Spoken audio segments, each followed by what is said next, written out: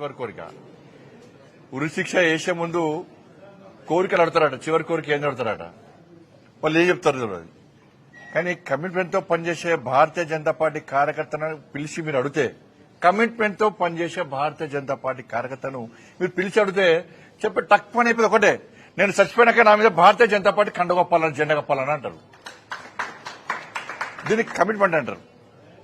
అటువంటి కమిట్మెంట్ గల కార్యకర్తలు మీద ఇప్పుడు నన్ను అడిపించు ఎవరు రాస్తా ఉంటారు, ఎవరో రాస్తా ఉంటారు, ఏదో చేస్తా ఉంటారు. కాబట్టి దాన్ని పట్టించుకోవాల్సిన అవసరం లేదు, పట్టించుకోవడం కూడా.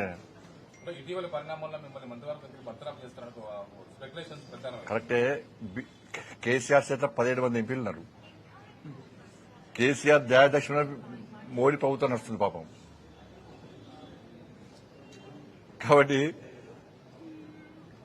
కేసీఆర్ సమాజం దానిలో కూర్చొని ఫామ్ హౌస్ లో కూర్చొని బండి సంజయ్ బర్తరఫ్ చేస్తారు అంటే నీకు ఒకే ఎంపీ లేడు, బర్తరఫ్ చేయాలంటావు. ఎందుకంటే నీ గడిల పాలన బద్దలు కొట్టింది మేమే, నీ అవినీతి సామ్రాజ్యాన్ని కూకటి వేళ్లతో పెగిలించింది మేమే,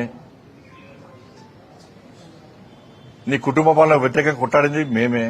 ఉంటుంది, నీకు సహజంగా ఉంటుంది. నీ 17 మంది ఎంపీలు ఉన్నారు కదా, అందుకే రెచ్చిపోతున్నావు నువ్వు.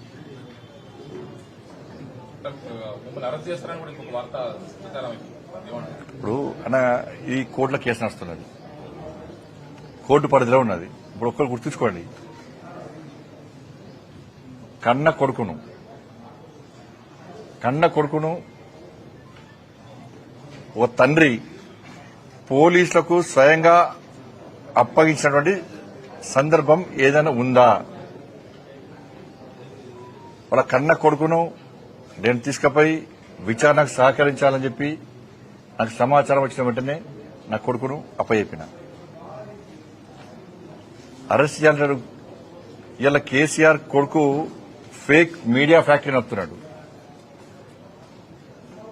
ఏం జరుగుతుంది, ఏం జరగాలి, ఏం జరిపించాలనేది ఆ కుట్రలన్నీ ఆయన చేస్తున్నాడు. కాబట్టి ఆయన నడితే సమాధానం చెప్తాడు. థ్యాంక్ యూ, ధన్యవాదాలు.